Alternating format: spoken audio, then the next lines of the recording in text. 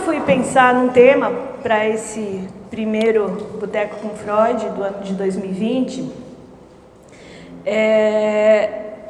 me vieram vários temas, várias coisas, e aí eu fiquei pensando, né? Falar de pandemia, nossa, a gente já ouviu tanta coisa. Falar de relacionamentos durante a pandemia, muitos se desfizeram, alguns se refizeram. Então, eu pensei em falar em algo que é inerente ao ser humano em qualquer tempo, em qualquer momento, e que ficou muito à flor da pele durante esse período que a gente passou de quarentena, que é o sofrimento. Vamos falar sobre o sofrimento. E o tema que eu dei para essa palestra é o sentido e o sintoma. Como que nós, dentro da nossa subjetividade, dentro daquilo que nós vemos, que nós vivenciamos, transformamos isso num sofrimento ou num sintoma. E qual é o princípio do sofrimento? Quando a gente vê essa foto, a gente vê que a pessoa está nitidamente sofrendo. E o sofrimento, ele pode ser por várias vias. O sofrimento físico, o sofrimento psíquico. Agora, o pior de todos os sofrimentos é o sofrimento que a gente não consegue dar nome a ele. Ele se expressa dentro do nosso corpo, dentro da nossa mente, e a gente não consegue nominar. É esse sofrimento que eu quero abordar um pouquinho hoje com vocês. Para quem já é psicanalista, né, como a gente pode abordar isso na clínica, como que a gente vai trabalhar isso com o nosso paciente. Para quem não é psicanalista, como que pode fazer um processo de autoanálise e se entender e ver quais são os motivos dos seus sofrimentos e dos seus sintomas. Antes de ir direto ao sofrimento, tem uma frase de Freud que eu gosto muito, que ele fala: não peço que os membros adotem meus pontos de vista, mas eu vou sustentá-los em particular, em público e até no tribunal. Quando a gente acredita em alguma coisa, em alguma verdade, a gente leva essa verdade até o fim. A gente vai com ela, a gente carrega ela como um fardo, a gente defende essa verdade custe o que custar. E aí é que está o preço muitas vezes, né? Custe o que custar. Quando a gente toma algo como uma verdade absoluta para a gente, muitas vezes o corpo, principalmente, paga por isso. O nosso corpo vai pagar pelas nossas crenças absolutas, né? A inflexibilidade de quando eu defendo uma verdade e eu sou muito inflexível, eu não me abro para outras verdades, eu acabo transferindo isso para o meu corpo, tá? É a primeira lei da psicossomática. A gente tem que ser flexível, a gente tem que se abrir para o novo, a gente tem que permitir conhecer pelo menos novas teorias, novas abordagens, novas pessoas, novos relacionamentos e deixar que isso flua dentro de nós, de uma maneira que, ok, eu não quero, não serve, mas eu experimentei, eu conheci, eu vivenciei. Quando a gente se fecha dentro de uma verdade absoluta, a gente se fecha para uma burrice, né? E essa burrice, entre aspas, é uma burrice emocional que não deixa com que a gente faça o que é talvez a nossa missão enquanto ser humano aqui na Terra: evoluir, conhecer, perceber, evoluir, tá? Então, a primícia do sofrimento, ela vem de verdades absolutas enraizadas, de crenças absolutas enraizadas, né? Então, vamos nos abrir para o novo, vamos nos abrir para novas coisas que aparecem na nossa vida. Freud, quando ele começou a falar da teoria da psicanálise, ele vem falar de algo que ele denominou como impensável. Né? O que seria o impensável? Alguém tem uma ideia?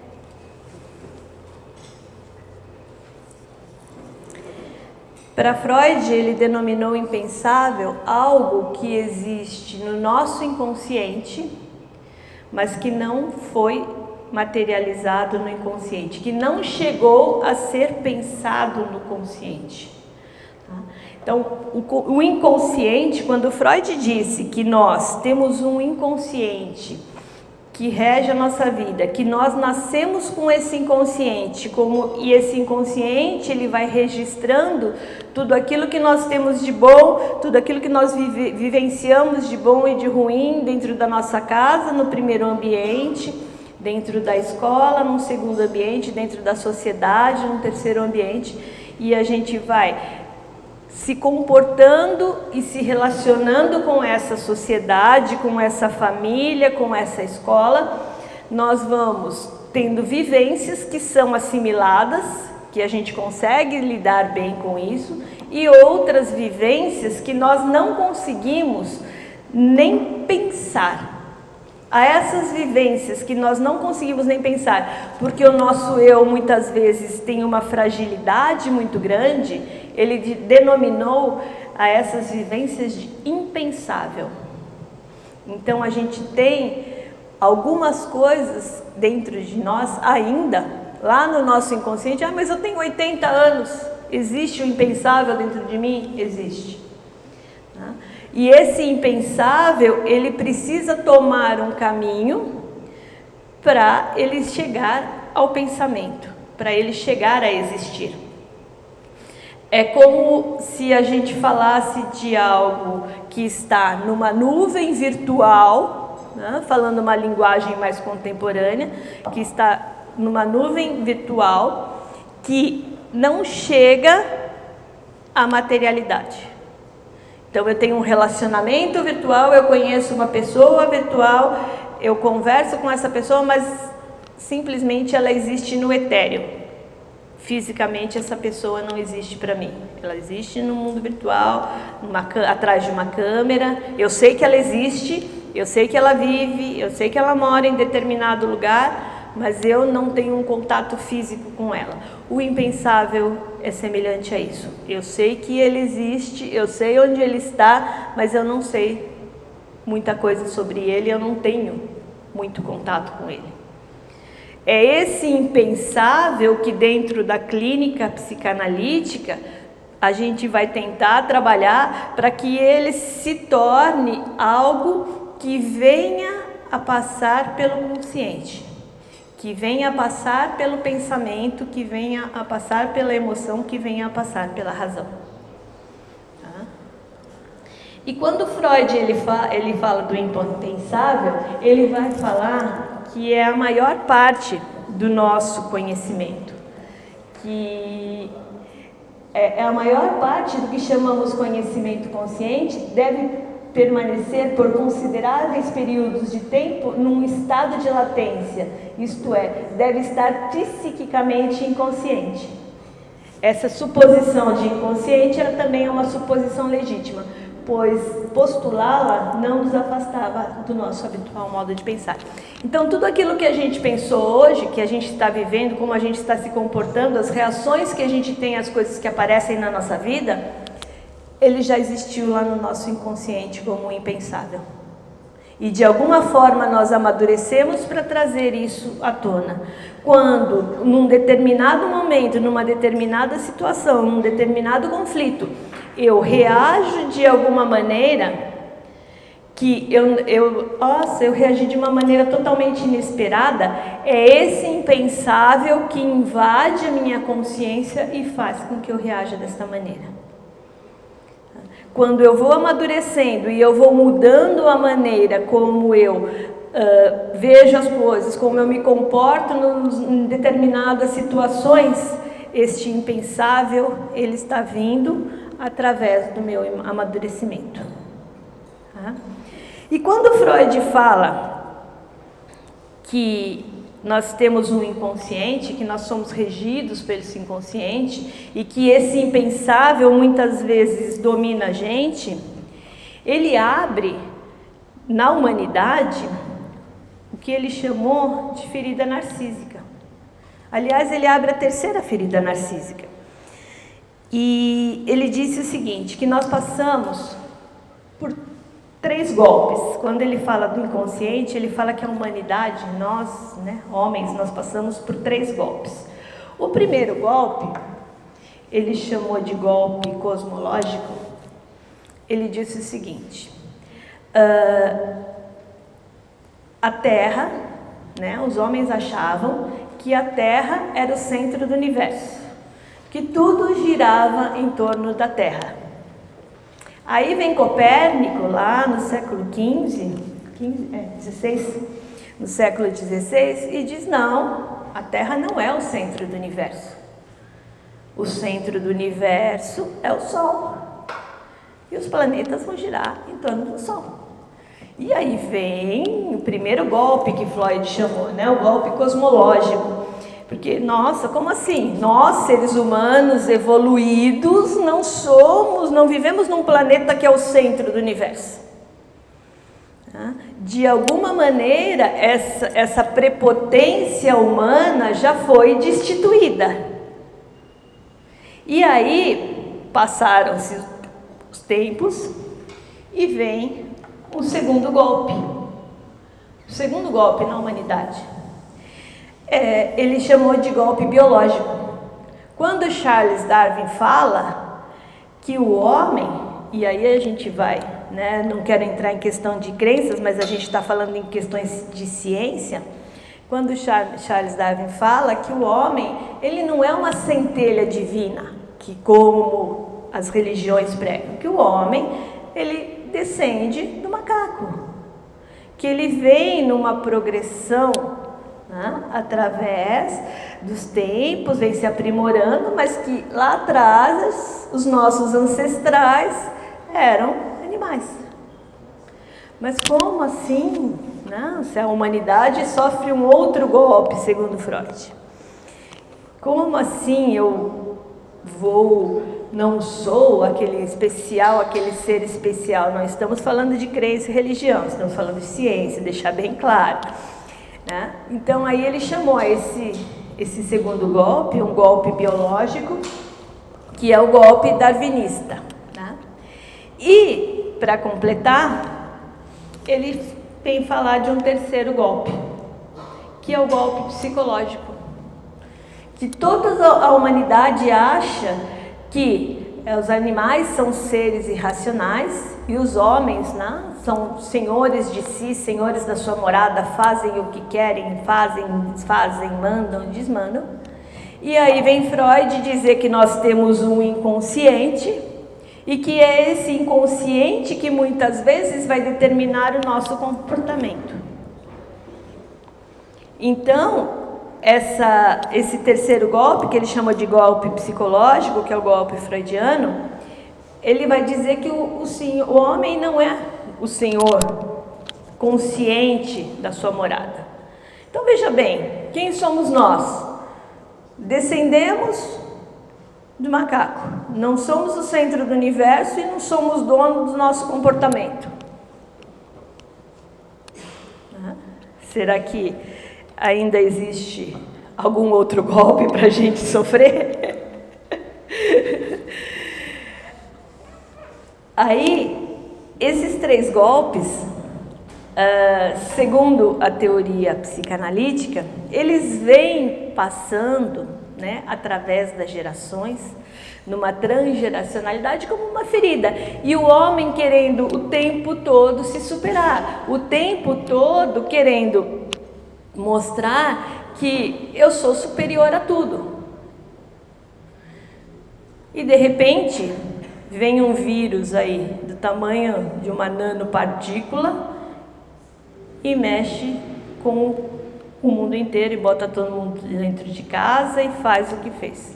Então, mais uma vez, eu estava lendo uma teoria essa semana aí que a gente está partindo para um quarto golpe narcísico, né? Tomara que não, mas que a gente é impotente muitas vezes aos vírus.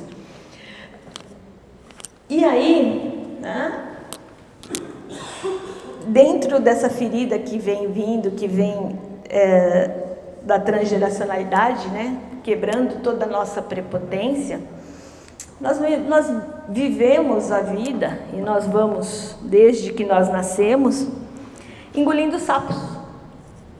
Engolindo sapos, porque muitas vezes a gente não pode, nem tudo pode ser como a gente quer.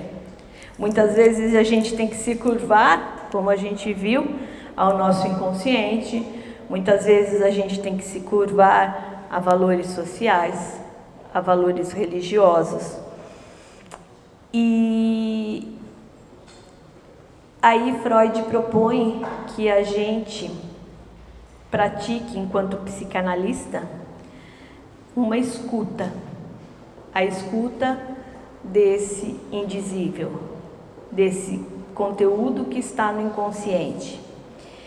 E depois, mais para frente um pouquinho, vem um discípulo dele, Firenze, e ele diz que, para quem não é psicanalista e está aqui, que nós somos capazes de praticar uma autoescuta e praticar um autoexame, uma autoanálise.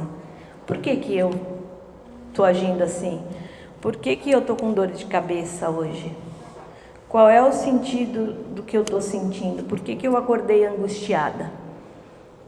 Então a gente tem essa capacidade de olhar para dentro e fazer esse processo de autoanálise também. E aí, não contente com o impensável, vem o indizível. Quer dizer que a gente tem um monte de coisa aí que a gente nem conhece, com certeza. Eu digo para vocês que eu, com os meus 50 e poucos anos, falando baixinho, eu não conheço nem 30% do que eu realmente sou. Os meus impensáveis e os meus indizíveis ainda são muitos. E é a busca, eu penso que é a nossa busca por revelar cada vez mais esse impensável e esse indizível. Oi? Pergunta. Dá para falar, você disse que a gente não conhece o nosso inconsciente, mas por vezes algumas pessoas que eventualmente estão no nosso entorno conhecem coisas que a gente talvez não admita ou não conheça. O que acontece muitas vezes é que as pessoas elas têm uma percepção diferente do seu comportamento. Quando a gente se comporta de uma maneira... Posso até acrescentar isso na pergunta. Quando a gente se comporta de uma determinada maneira, eu tenho uma lógica. E essa lógica, ela vem me acompanhando desde quando eu nasci, foi montando um quebra-cabeça, uma lógica de comportamento, uma lógica de vivência. Eu vou ter esses valores, eu vou ir por este caminho. Isto é a minha lógica, é como se fosse uma métrica que a gente vai... O Bion, ele explica essa lógica de uma maneira bem legal. Ele diz que nós somos uma sinfonia e que nós vamos fazendo essa sinfonia durante a vida com as nossas vivências. Em algum momento, uma nota, ela vai destoar, vai estar desafinada. E eu, como estou vivenciando a sintonia, eu não percebo.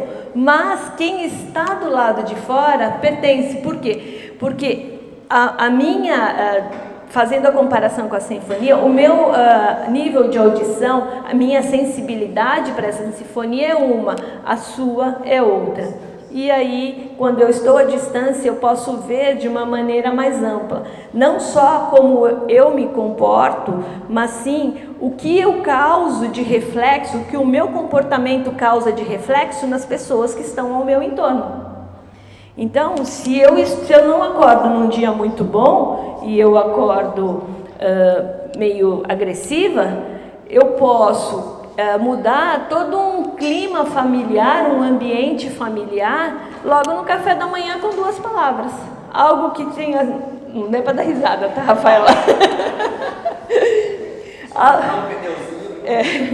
Algo que está muito bem, que poderia se passar um dia tranquilo, uma palavra atravessada no café da manhã para um marido, para um filho, já estraga Zé do dia de todo mundo. Então, os nossos comportamentos, eles também causam reflexo nos outros. E é esta visão de fora que o psicanalista, ou que num processo de autoanálise, a gente vai ver. Eu saio, entro nesse processo do indizível, do impensável. Por que eu estou agindo assim? Né? O que tem dentro do meu inconsciente? O que meu inconsciente quer dizer que eu não estou percebendo? Por que eu estou me comportando dessa maneira? Por que eu estou frustrada? Por que eu estou triste? Então, é dentro desse indizível que a gente, e desse impensável, que a gente vai trabalhar e vai se ver. Né? Esse indizível, Freud ele vai dizer que é aquele silêncio representado entre o dito e o não dito. Aquilo que não tem palavra, aquilo que não encontra simbolização. Uma criança só vai saber que isso aqui é uma caneta, por exemplo, o dia que alguém chegar para essa criança e apresentar para ela e falar assim: olha, isso aqui é uma caneta. Caneta a gente usa para escrever, caneta rabisca. Quando ela aprende que é uma caneta, a caneta passa a ter um nome, passa a ter um símbolo, deixa de ser indizível. Aquilo que não nos foi apresentado em termos de material ou em termos emocional, ele vai continuar dentro de nós, do nosso inconsciente, como indizível. Se uma mãe que não recebeu amor, vamos supor que a minha mãe tenha sido abandonada, foi criada num orfanato, não recebeu amor, uma pessoa totalmente fria, totalmente rígida. De repente, ela se casa, tem um filho, ela nasce. Ela não sabe dar amor para mim. Eu não vou receber da minha mãe esse amor. Minha mãe não vai dar nome para mim a esse amor. Esse amor, esse sentimento, ele vai ficar dentro de mim como um indizível, como um impensável, como não vivenciado, como aquilo que não ganhou um símbolo, como aquilo que não teve uma representação. O que eu não representei, eu não tenho dentro de mim, eu não consigo falar, eu não consigo denominar. Vai caber dentro de um processo de autoanálise, vai caber dentro do processo de análise propriamente dito, a gente dar nome a esses conteúdos.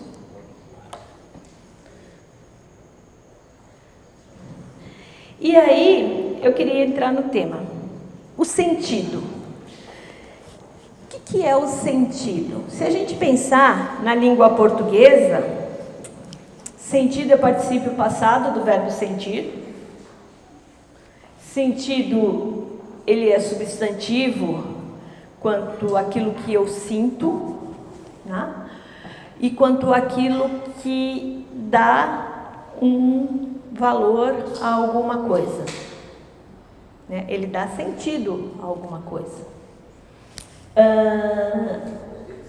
É algo que é direção, é algo que é repleto de sentimento, tá? Por exemplo, palavras sentidas, são palavras que vêm carregadas de sentimento. É uma maneira de pensar, é um ponto de vista. Olha quanta coisa cabe numa palavra só, no sentido, né? Uma voz de comando, se eu falar, chegar um militar aqui e falar sentido, todo mundo vai ficar em posição, né, de alerta. Então, o sentido, ele é o primeiro passo para transformar o impensável e o indizível em algo concreto. O sentido naquilo que eu sinto e naquilo que eu dou um sentido, naquilo que eu simbolizo. A partir do momento que eu dou um sentido, esta caneta tem uma representação para mim. Eu ganhei do meu filho. Então eu dei um sentido à minha relação com essa caneta. Ela deixa de ser algo que é impensável, que é indizível. Quando a gente, dentro de um relacionamento, a gente engole os sapos, a gente não dá sentido a esses sapos que são engolidos. Quando a gente vivencia situações que são desagradáveis, que o nosso eu não consegue se relacionar, não consegue entender o porquê daquilo, ou em algum momento alguém virou para mim e falou assim: olha, você não pode falar isso porque menino de família não fala isso. Você não pode falar assim porque ninguém fala assim com os mais velhos. Quando você usa algo que é para deixar de expressar aquilo que você está sentindo naquele momento, você pode estar colocando em prática o indizível. Só que esse indizível, ele vai ficar lá dentro, fomentando, crescendo, como se fosse um bichinho querendo buscar um sentido para ele. Mas por que você não falou que você estava brava? Mas por que você não falou isso? Mas por que você naquele momento não agiu daquela maneira? Por que você realmente não expressou o que você estava sentindo? E quando a gente não expressa o que a gente está sentindo, o indizível ele fica lá buscando um sentido para isso, né? Ele passa a ser uma memória, ele passa a ser um processo que fica dentro da nossa cabeça e que muitas vezes fica ruminando, fica lá, a gente fica digerindo, ou não, ou se esquece, joga lá no inconsciente e esquece. Só que aí eu não falo, eu não vivencio, eu não falo, e no dia seguinte eu acordo com a coluna travada. Né? O indizível, o que aconteceu? Ele não encontrou expressão na palavra, ele não encontrou uma simbolização, ele se expressou da maneira como ele soube, ele travou a minha coluna. Ou alguma coisa que eu queria ter feito, que eu gostaria de ter realizado, eu não realizei, e aí, não sei porquê, estava super bem, deitei e perdi o sono, e fica lá, e fica, e aí eu vou, e deito, e levanto, e perco o sono. Por que será que eu perdi o sono? O que esse indizível está querendo que eu realize, e que eu estou postergando? Porque quando a gente tem um conteúdo, né, que está no nosso inconsciente, ele não consegue ficar quietinho, paradinho lá. É energia. Tudo aquilo que está no nosso processo emocional, no nosso mental, é energia. E essa energia, ela precisa sair, ela precisa circular. Se eu não falo, se eu não solto o que eu estou querendo falar, se eu não atuo, se eu não ajo como eu estou querendo agir, isto vai ter um preço. De alguma maneira, isso vai ser falado, vai ser atuado. Se não pela voz, se não pelo comportamento, pelo corpo, pelos órgãos, pela mente, né? Dentro das doenças mentais. Então é importante que a gente se conscientize sempre desse processo. O que, quando eu acordo, eu estou angustiada, quando eu acordo, eu estou com a coluna travada, quando eu acordo, o que aconteceu que eu deixei de fazer ou que eu deixei de falar? O que eu precisei engolir? O que eu deixei de dar nome? O que eu deixei de pensar para trazer para o meu consciente? É esse processo que é o processo básico da análise, dentro do processo analítico, né? O que eu sinto e eu não falo não existe na consciência. e não tem simbologia. Se eu não falar a palavra amor, eu não vou dar símbolo a esse amor. Se eu não falar a palavra ódio, eu não vou dar símbolo a esse ódio. Se eu falar para vocês, por exemplo, aqui, eu perguntar, como que cada um de vocês vão pensar assim, ó, se eu falar a palavra amor, qual é a primeira imagem que vem na cabeça de vocês? Esmeralda, qual é a primeira imagem que vem na sua cabeça? Não. Só uma palavrinha, qual é a imagenzinha do amor? Tem certeza? Pode falar. Tesão. Tesão. Vamos lá. Soraya, quando eu falo em amor, qual é a primeira imagem que vem na sua cabeça? Mãe. Tá vendo? Gabriel, qual é a primeira imagem quando fala amor?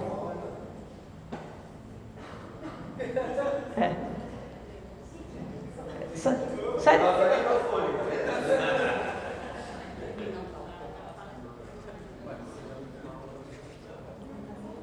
Lembra?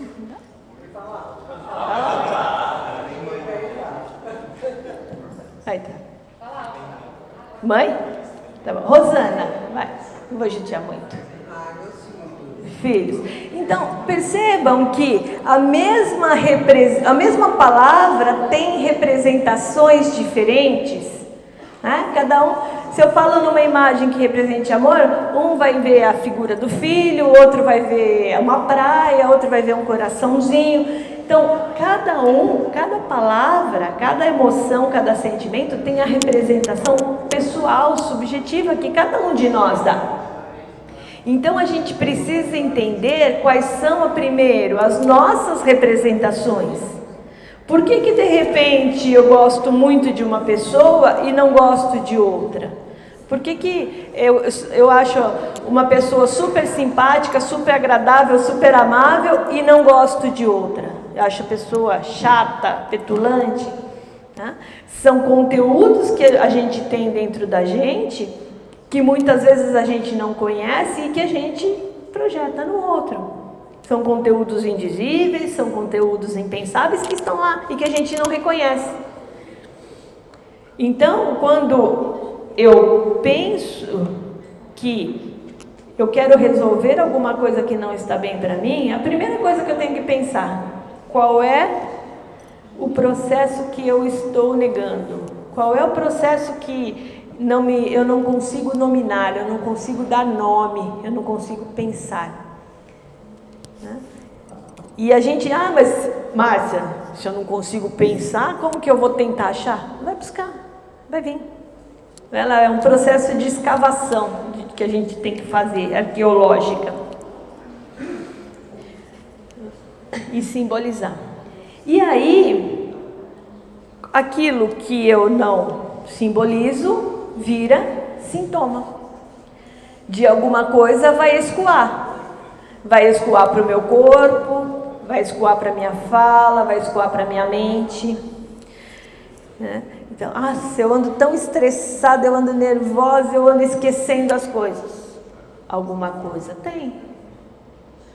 O que você está esquecendo? O que você não está querendo lembrar, que você vive esquecendo? Né? O que esse indizível, o que esse impensável, o que é esse indizível e o que é esse impensável que está fazendo com que você esqueça as coisas? Nossa, estou nervosa, minha diabetes subiu para 500. Come churros no almoço? Né? Não, mas quer dizer, se subiu do nada, porque o estresse aumenta a diabetes? Aumenta. Mas por quê? Que doçura que está faltando na minha vida que eu estou precisando simbolizar? Que meu sangue está precisando ficar doce para que eu compense essa doçura que falta na minha vida. Então, é a partir desse momento que começam a eclodir os sintomas. Esses sintomas, eles vão ter a função de substituir justamente aquilo que está dentro de nós e que não tem nome e que não tem voz, que não tem palavra. A função do psicanalista é dar palavra ao sofrimento. Muitas vezes o sofrimento, ele só é elaborado, ele só é entendido através da palavra. Muitas vezes as pessoas chegam para mim e falam assim, nossa, mas a psicanálise, né, Alê? A psicanálise causa muita mudança, vira a pessoa do avesso. Ele acabou de falar para mim isso. Separa, ou junta, né, vai saber. Mas é justamente isso, né? Esse virar do avesso, é trazer aquilo que eu não conheço dentro de mim, é trazer o que está lá atrás, o que está lá no meu inconsciente, que eu não consigo entender, que eu não consigo dar nome, para vir.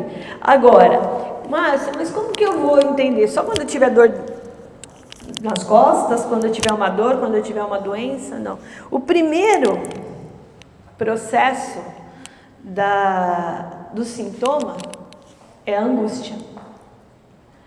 A angústia é algo que não tem nome. É um afeto, é um sentimento que cada um expressa de uma maneira. Se eu perguntar aqui, se eu parar e perguntar, como você expressa a angústia? Como você sente a angústia? Um vai falar que tem nó na garganta, outro vai falar que tem um aperto no peito, o outro é o estômago que dói, o outro é a falta de ar, sente sufocado. Então, essa angústia, é o sentimento do não nome, do não nominável, daquilo que eu não dou nome, e que me impele a ter um comportamento. Então eu tenho algo que não tem nome, que gera uma angústia, que vai me impelir, que vai me empurrar a ter um determinado comportamento.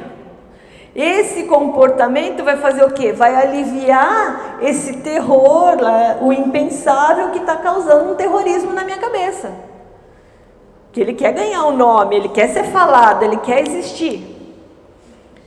E eu só vou poder tirar isso, só vou me livrar dessa angústia quando eu conseguir dar nome. Muitas vezes tem pessoas que chegam, ou a gente mesmo fala assim, nossa, acho que eu sonhei com alguma coisa ruim, porque eu acordei tão angustiado. Freud, ele vai dizer que durante o sonho, quando a gente dorme, durante o sonho, a gente acessa muitas vezes esses conteúdos, só que eles não chegam a vir por inconsciente, e eles vêm somente em forma de angústia. De novo, aquilo que eu estava dormindo, que eu não consegui vivenciar, que eu não dei nome, vem em forma de angústia. Agora, percebam-se, façam o teste. Está angustiado, teve uma vivência conflituosa, está numa situação lá que não está muito legal, que brigou, que não consegue falar, ou tem alguma coisa que não consegue, está guardado, está lá, tem uma angústia, pode marcar que dali 2, 3 dias vai ter alguma coisa no corpo. Vai ter uma dor, vai ter uma enxaqueca, vai ter uma alergia, vai ter um pescoço travado, um joelho doendo. Tudo, segundo a medicina psicossomática, todas as doenças são criadas pelo nosso comportamento de engolir as coisas, de manter aquilo que é indizível e impensável guardado dentro de nós. Qual seria o remédio para isso? Falar, né? Fazer terapia. Vamos defender a classe, então, né? Tem que alguém que possa escutar aquilo que a gente quer falar. Ah, mas Márcia, você só está falando de... Não. Esse alguém que possa escutar, na verdade, quando eu vou para um analista, quando eu vou fazer análise, o analista está escutando, mas muito mais eu estou falando para mim mesma do que para o meu analista.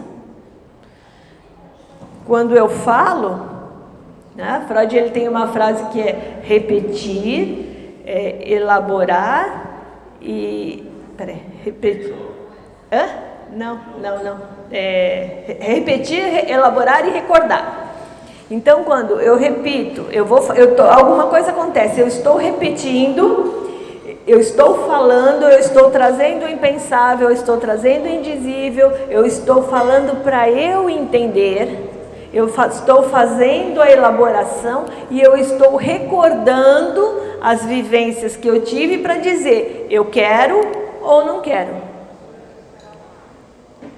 Então, esse repetir, elaborar e recordar, ele fala num texto quando a gente tem que ouvir, a gente está em processo de análise, mas antes de falar para o analista, a gente tem que ouvir a nossa própria fala. Quando eu faço análise, assim, às vezes eu falo para o meu paciente assim, você está ouvindo o que você está falando? Porque muitas vezes a gente fala por falar, mas não ouve. Você ouviu? Você prestou atenção no que você falou? Muitas vezes a gente não presta atenção no que a gente fala. E as soluções dos nossos problemas estão ali na nossa própria fala. Naquilo que eu falei. E quando eu passo a falar, eu passo a simbolizar aquilo que eu estou vivendo, aquele conflito que eu estou sentindo, eu passo a dar nome àquilo, aquilo passa por um processo de escoamento. E deixa de me fazer sofrer tanto. E esse sofrimento vai escoando e vai diminuindo. Assim é que acontece o processo de cura dentro da psicanálise. É a cura pela fala. É o falar, o escoar, o entender e o ressignificar. Eu dar um significado novo àquilo que eu estou falando. Então, para finalizar, né, para a gente poder comer, mas conversar, né, a gente tem que sempre se esforçar para dar sentido àquilo que a gente sente, né? Para trazer o que é impensável e o que é indizível para o consciente. Oi. O analista pode, no sentido em que o indivíduo está colocando, o seu cliente está se colocando, e ele mesmo, às vezes, não tem coragem de estar até ouvindo o que ele está falando. Qual é o limite daquilo que, nas entrelinhas, ele está deixando e que a gente pode tentar apertar uma tecla SAP, uma tradução para quem está no certo? O limite que eu vejo é você conhecer o seu paciente e o processo de amadurecimento dele. Talvez você pode induzir ele a uma situação de saindo do certo e de uma atitude. Sim, porque muitas vezes se a pessoa não tem amadurecimento, você fala para ela assim, repete para mim o que você está falando. Ela vai repetir. Entendeu? Não. Repete para mim de novo. Não. Muitas vezes, esse indizível e esse impensável, ele vem de uma maneira em que a pessoa também não está preparada para ouvir aquilo. Existe um processo de amadurecimento. Né? Então, às vezes, o sofrimento é necessário para eu poder amadurecer e poder entender aquilo que eu quero falar. Se eu não sofrer, eu não amadureço, eu não entendo, eu não dou nome, eu não simbolizo. Pode fazer atalho, né? Não. Tá? Você sente também que se a coisa não vai. Ele já falou aí que você pode fazer. Você pode fazer. Tá? Então, é esse sentido, né? Aquilo que a gente dá sentido ao que a gente sente para não virar sintoma. E aí eu queria deixar uma proposta aqui para vocês. Uma pergunta para vocês levarem para casa. O que eu não aceito e o que eu não consigo nominar e que me provoca esse sintoma ou essa angústia que eu estou sentindo? Né? Todos nós temos alguma coisa que não aceita ou que não consegue dar nome e que provoca uma angústia ou um sintoma. É isso que eu gostaria de que vocês levassem e pensassem, né, com vocês. Fazer esse momento de reflexão, de autoanálise. Gente, então era isso que eu queria trazer para vocês. Vamos comer então, vamos se divertir. chega de Freud. Obrigado pela presença de vocês e vamos se divertir, tá bom? Beijo!